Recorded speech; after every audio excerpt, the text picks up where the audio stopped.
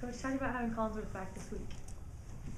Well, I mean, first of all, I'm just really excited for Kyle. I think that he's put so much time and effort into his rehab that this is what he's been waiting for, and we're excited for him. It'll be interesting to see how things go on Saturday, he won't play a lot, but he'll play, and that'll get him started. So we're excited to have him back. What's his attitude like? What's his confidence like? He's been so positive through this whole process. I think that from the first time I saw him when we got back from the NCAA tournament and he had surgery, the conversations that I had with him at his home when he was still in his cast and just recovering to all the way through the summer, every time we were right on track. This thing was rolling, and he says, "Don't worry, Coach, I'll be back," and that's been his attitude. So happy this day is finally here. Well, and he brings so much to you guys, not only on offense but on defense as well.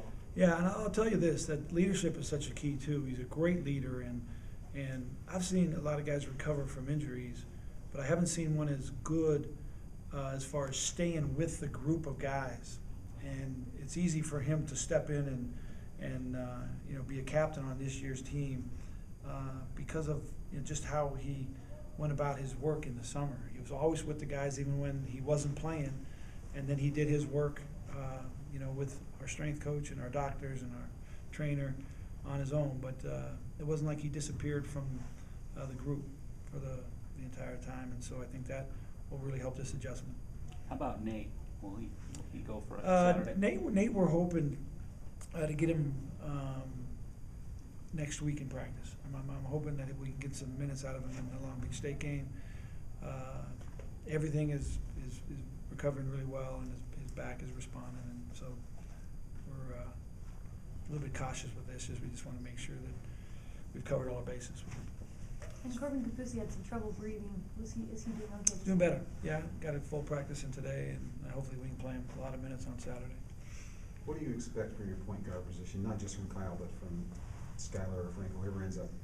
Well, I think first of all, a real defensive presence as far as the ball's brought up the floor, and that's what we hope we can really get out of the group of guys that we're going to play.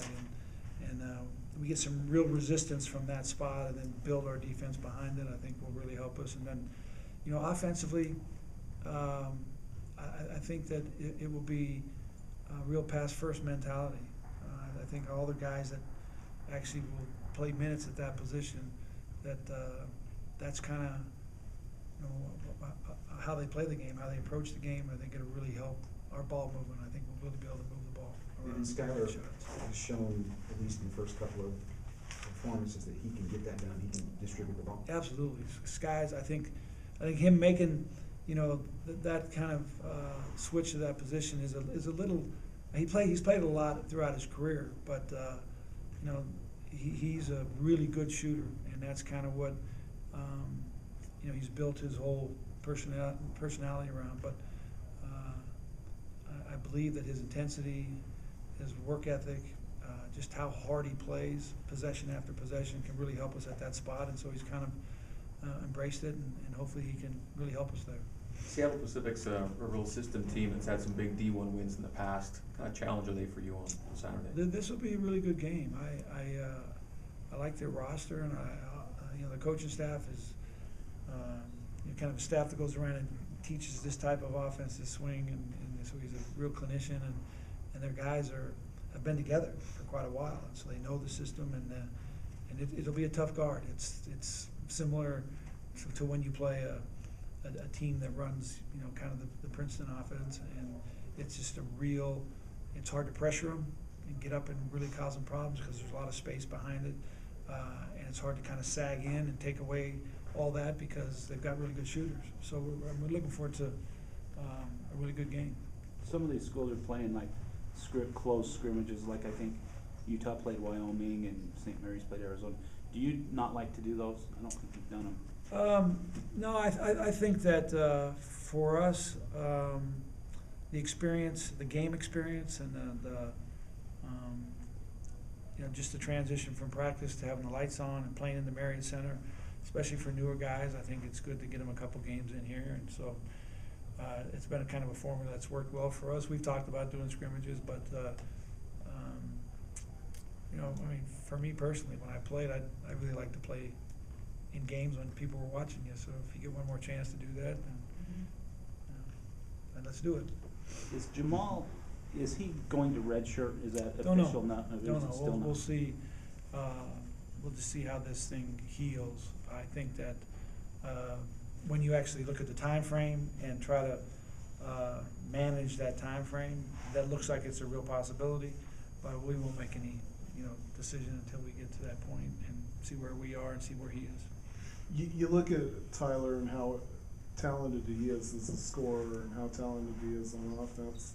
Are there things that you see from him coming into the season that represent like an evolution in his game, a step forward beyond what he's already doing? I think he's improved different parts of his game every year, and he's really spent a lot of time this year on offensive plays, you know, with you know, the ball in his hand. So we'll see. I think you'll see a real improvement that way.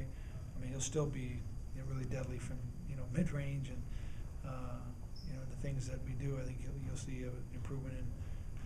And he's been a good three-point shooter. He wants to be known kind of as a great three-point shooter. When you think of Ty Hodge, you kind of think of a guy who can make baskets from anywhere, including, you know, deep range. So we'll see.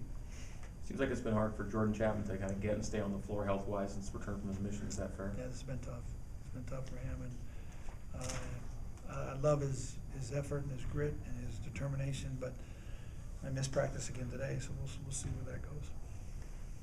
Is it just a lingering injury, or what? It's multiple. You know, I mean, it's not the same leg today. He's just having a difficult time trying to find, you know, a place where he really is comfortable and has good strength, you know, to continue to play. So we'll see. It's just one of those things that hasn't gone as either of us had wanted it to go. What guys kind of overperformed in camp or just surprised you? Does anybody stick out as I think that I'm really excited about Luke's progression. And I think, like we talked about earlier, I think Skylar Hallford has just done a tremendous job of just kind of adjusting for us. And you know, I like the young guys, Jake and Dalton, have really kind of stood out as guys who can you know, give us some real depth. So I haven't been displeased with anyone. I think that everybody is. The only thing I've kind of been a little unsettled with is we've had a lot of guys miss. You know, which you know that's part of this profession that you're in. You don't ever really want to talk about it a lot. In the years where you don't have a lot of injuries, you just kind of appreciate that because I think it's a part of the game. But we've had a lot of guys miss practices, and hopefully we can get on a consistent roll here where everybody gets healthy and we can get going. Yeah, you hope that